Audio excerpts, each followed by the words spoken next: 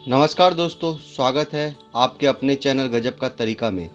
आज हम इस वीडियो में बात करेंगे माँ वैष्णो देवी की कथा के बारे में। जैसा कि आप जानते ही हैं कि माँ वैष्णो देवी मंदिर जम्मू और कश्मीर के राज्य जम्मू जिले में कटरा नगर के समीप स्थित है। वैसे तो माता वैष्णो देवी को लेकर कई कथाएं प्रचलित है। उसी कथा में एक प्रसिद्ध प्राचीन मान्यता के अनुसार माता वैष्णो के एक परम भक्त पंडित श्रीधर की भक्ति की कथा के बारे में बात करेंगे। पंडित श्रीधर से प्रसन्न होकर मां ने उसकी लाज बचाई। माता ने पूरे जगत को अपनी महिमा का बोध कराया। तब से आज तक लोग इस तीर्थ स्थान की यात्रा करते आ रहे हैं और मां की कृपा पा रहे हैं। कटरा से कुछ दूरी पर स्थित हंसाली गांव में मां वैष्णो देवी के परम भक्त श्रीधर रहते थे। वे निसंतान थे और जिस कारण वे काफी दुखी थे। एक दिन उन्होंने नवरात्रि पूजन के लिए कुमारी कन्याओं को बुलाया। मां वैष्णो देवी कन्या के वेश में उन्हीं के बीच आकर बैठी।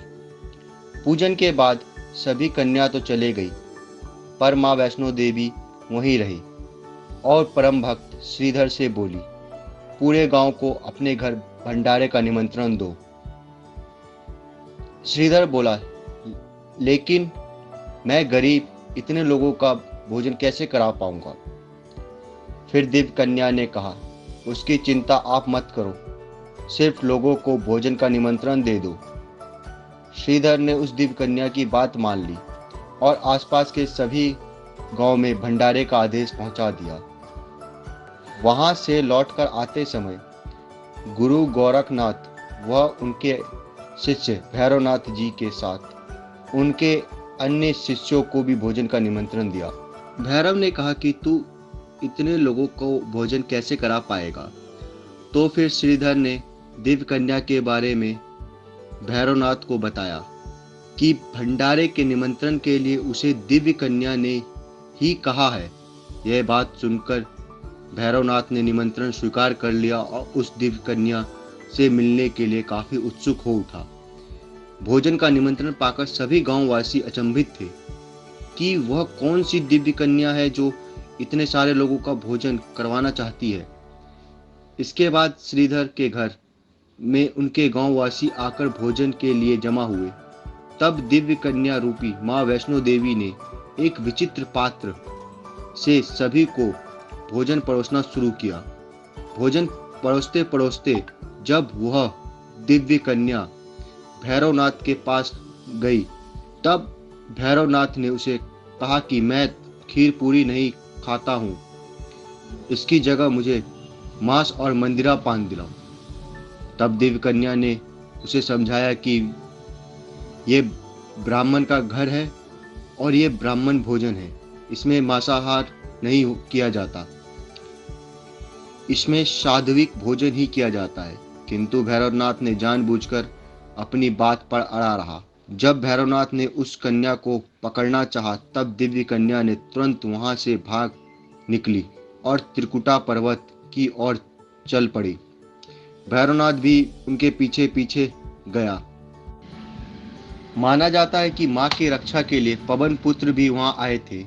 जब हनुमान जी को प्यास लगी तो माता ने उनके आग्रह पर धनुष से पहाड़ पर बाण चलाकर एक जलधारा निकाली और उस जल में अपने केश धोए। आज यह पवित्र जलधारा बाणगंगा के नाम से जानी जाती है। इसके पवित्र जल को पीने से या इसमें स्नान करने से सभी श्रद्धालु की सारी थकावट और तकलीफें दूर हो जाती है।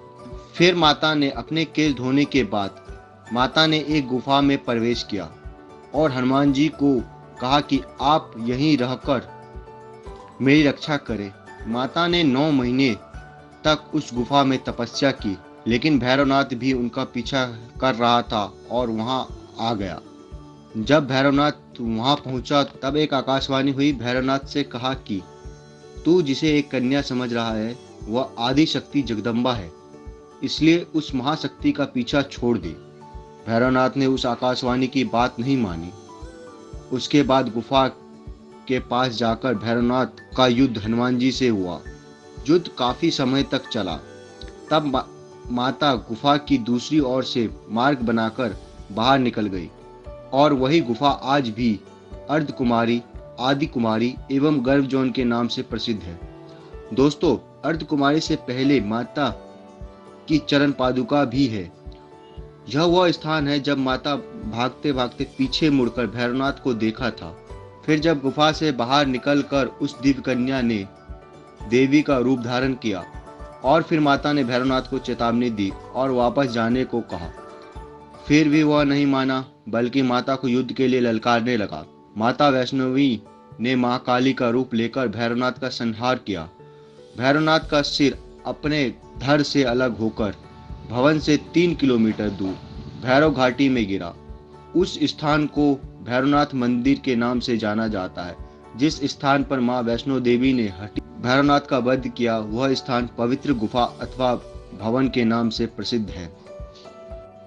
इसी स्थान पर दाएं में मां काली, मध्य में मां सरस्वती और मां लक्ष्मी बाएं में एक पिंडी के रूप में गुफा में विराजमान है।